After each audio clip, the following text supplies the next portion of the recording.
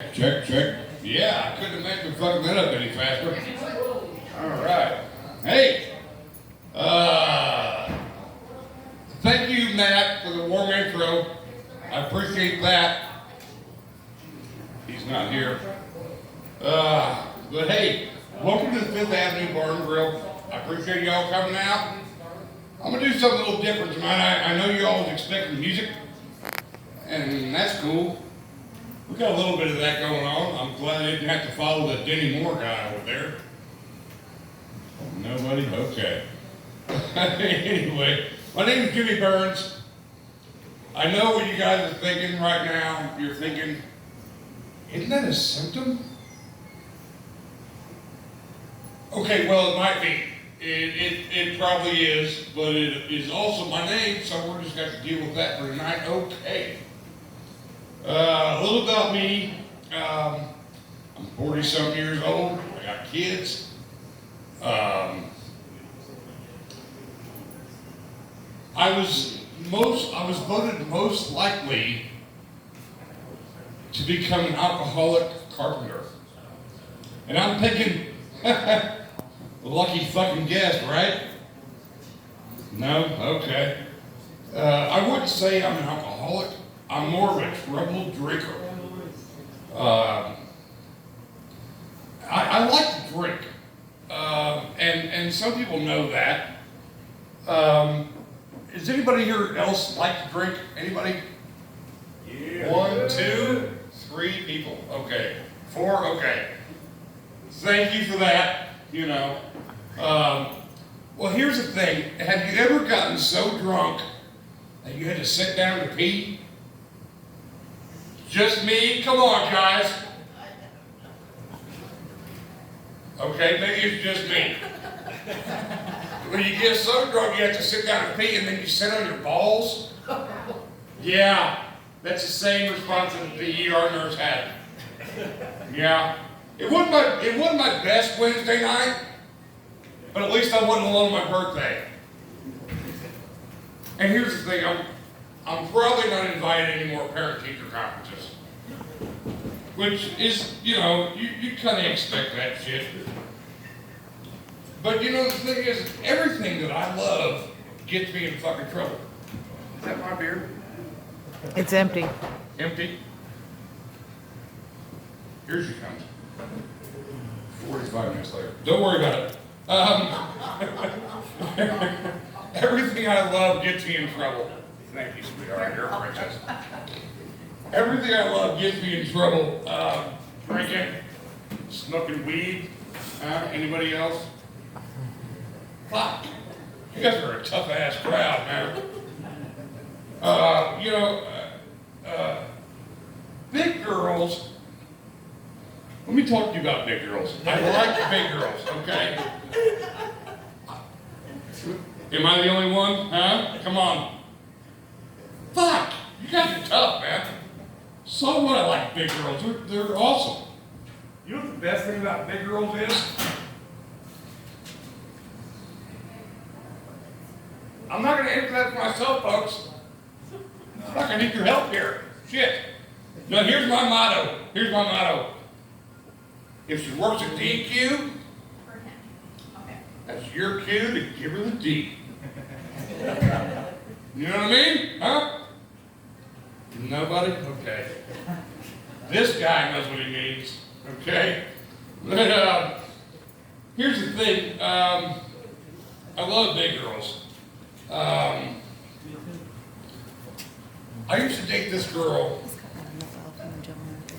Named Pam Miller. She wasn't big then, but she's big now. Yeah, she's a pretty girl.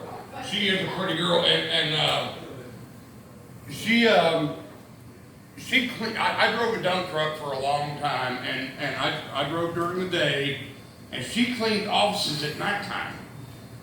And she would call me up, and she'd be like, "Hey, why don't you come on down here and help me clean offices?" And I'm thinking, fuck that, I ain't trying to clean shit. I'm gonna clean my own damn house. But I went out there, and man, she wanted to fucking every fucking room we went into. I'm so glad there's no kitchen. I came here last week and there was like a cavalcade of toddlers. And I'm like trying to do my jokes and I told the lady, I'm like, man, I can't do this. She's like, no, they're fine. They're racing it. But look, man, I can't do masturbation jokes in front of toddlers. I refuse to fucking do it, guys. I don't know if it's something in me. Maybe I'm doing it wrong. I don't know. But I used to date this girl named Pandora. And like I said, she was real cute. And she hit me one morning and she's like, hey, have you ever been horseback riding? And I'm like, I'm from the city, y'all. I mean, I've been in Indianapolis all my life. I'm an Indianapolis guy. But I told her, I was like, yeah, I ride horses, shit. And so we get out there, and she jumps up on this fucking horse like it's like she's a rifleman. And she's really getting after it. I mean, she's like, woo, whatever it is that they do. And I'm sitting there on the side of this horse, and I'm thinking, how the fuck am I gonna get on this fucking horse without killing myself? And so I'm like, fuck it, man, I'm just gonna jump on. And so I get up on there, and however it is that you get up on there, and it starts bucking and jumping and acting fucking wild. And I'm like, I don't know what to fucking do, man. I have no idea. I'm from just a little north of here. And I'm like, and so she's like, jump off, bail out. And I'm like, okay. And so I go to bail out, man, my foot gets caught in the fucking stirrup. And this horse is still bucking and jumping and acting wild and shit. And I'm screaming and hollering at the top of my fucking lungs. I'm not kidding. I'm losing my mind. And about that time, the manager come out and unplug it. And he's like, good. I said, you saved my life, cowboy. Big yellow steed. I'm like, fuck, man. So, dating's hard, okay? I just want to say that. Dating is tough, man. Because girls are crazy. Does anybody know that? Am I the only one? Yes? Okay. Nobody willing to admit that? He's like, no. So I'm like, okay, so my pickup lines are like horrid. It's like, hey girl, you like Knight Rider? No? Okay, is this crowd just fucking dated or what? How old am I? Fuck. Anyway, I'm going through my notes here. I'm not real good at this.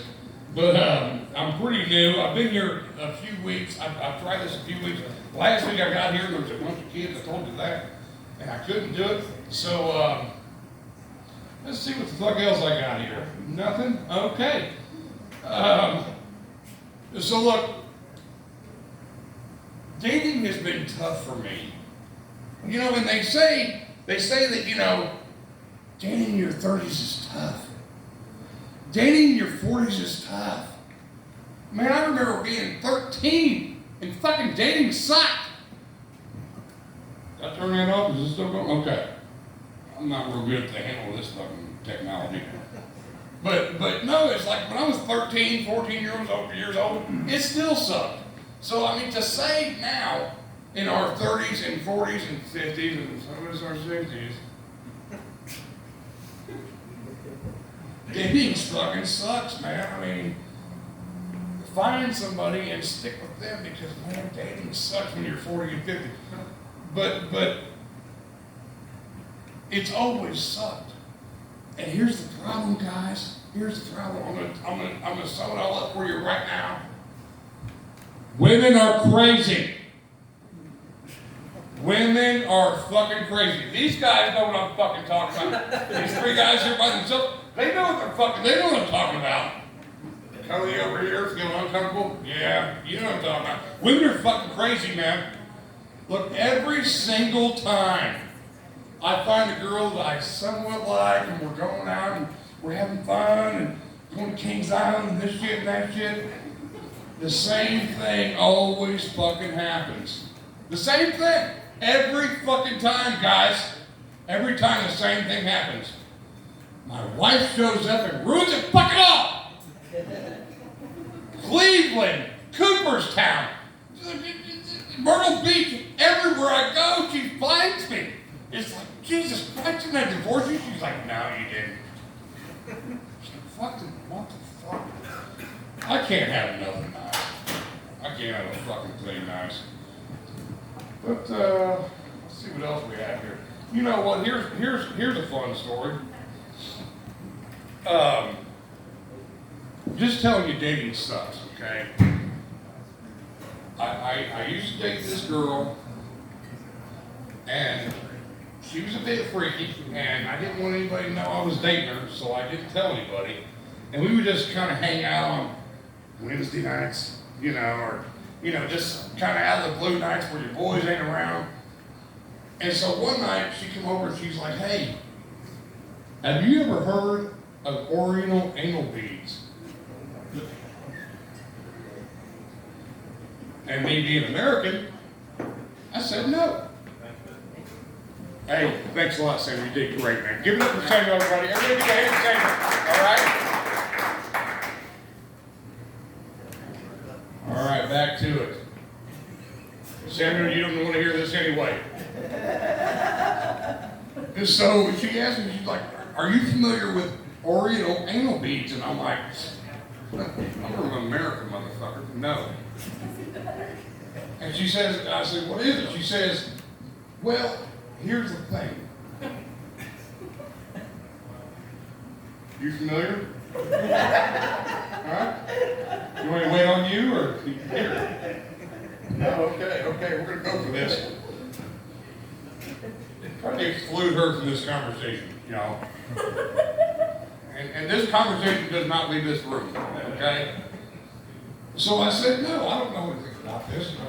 What's it about? She says, what we do is we're going to stick these beads up your ass. And when you get ready to come, just tell me. I said, then what? She said, I'm going to jerk these beads out of your ass and you're going to come like a fucking wildcat. I was a little bit nervous. And when I say a little bit, I mean, I was a little bit nervous. And I said, now wait a minute. Did you clench? I said, now wait a minute. These beads are going my ass? And she's like, yeah, is that cool? I'm like,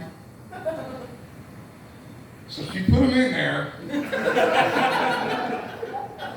And we start going at it. I'm not even looking at you. And it was like, I don't know, 45 minutes later at the emergency room. Doctor pulled them out and I fucking came everywhere. Man, I fucked that whole office up. And so I'm like, okay, look. I'm really sorry about the way this went down. And so, anyway, we dated for a few months longer. Okay, that was the funniest part of the whole fucking thing. I don't know how you guys missed that. After that, it should have been the end, and we dated for a few months. Come on, man. I can rewrite all that shit now. But no, another fun story that I like to tell. I used to, I met this fellow named Mike, and he's like, I needed work, and he's like, hey man, I got work for you, and he was gonna have me carry and hide for a block crew, and I don't know if y'all know what that is. Well, what that is you're carrying buckets of fucking cement up flights and flights of stairs to put block together to build Walmarts and shit. Because Walmart, let's just be honest. Walmart fucking runs our lives. Okay? Nobody, fuck you guys. Everybody here shops at Walmart. Okay? And so Mike we work on a lot of different jobs, and Mike he liked to drive a different direction every time we come home from work. Just because he liked to see stuff, man. I mean, I don't know if anybody else likes to explore, but we all like to see different shit every day. So On the way back home one day, he was driving his little fucking stupid ass Subaru, and we were on the way home, and he stops and he says, and I said, "What's going on, Mike?" He says, "Man, we gotta stop and see this farmer." I was like, "Okay." I'm from Indianapolis, y'all. I don't know about seeing farmers and all that bullshit. So I says to Mike, I says, "What the fuck are we stopping to see this farmer?" He says, "Just chill out." And so he pulls up in the driveway, and he says, "Hey, farmer, I noticed when I was driving past here that you had some honeysuckle out there in the pasture, and I wanted to know if it was all right with you if I went out there and got some honey." And the farmer had a funny look on his face, and he said, "Son, I don't know if you know this or not, but you can't get honey from a honeysuckle." And Mike said, "Well, you mind if I try?" Farmer's like, "Go ahead, motherfucker, I don't give a fuck. I ain't doing shit." And so he went out there and he come back with 2 5-gallon buckets, sopping, just dripping full of honey. And the farmer's like, "What the shit?" And I'm sitting there like, "Shit, I don't know what the fuck's going on." And so the farmer just passed it off, and the next day, Mike decided he was like, this cord is like 7 miles long. The next day we went by the same way, and Mike says, "Hey, farmer, I noticed when I was here the other day that y'all had milkweed out there in the pasture. I wonder if I could go out there and get some milk." And the farmer says, "Son, you ain't gonna get milk out of milkweed. That just ain't how it fucking works, you know." And Mike said, "Well, you mind if I try?" And the farmer's like, "Go ahead." So I sit up there with the farmer, and I'm like, I don't know what the fuck he's talking about, dude. And so Mike comes back about 20 minutes later with 2 5-gallon buckets, just dripping full of milk. And the farmer's like, "Shit." And I'm like, "Shit." And so I'm like, "Well, what the fuck, you know?" And so we went back by a third day. I know you guys are wondering, I know everybody's thinking, what happened the third day? Huh? Anybody thinking that? Nobody? Okay. And so the third day we went by there. And Mike says, "Hey, farmer, I noticed that in the pasture when I was here yesterday, I noticed y'all had some pussy willow." And the farmer says, "You just hold the fuck on, boy, I'm gonna get my bucket." All right, guys, that's about all I got, man. Hey, give hands up for Matt and Samuel. Cody did a great job tonight. All right. Hey, thanks for having me out. Okay.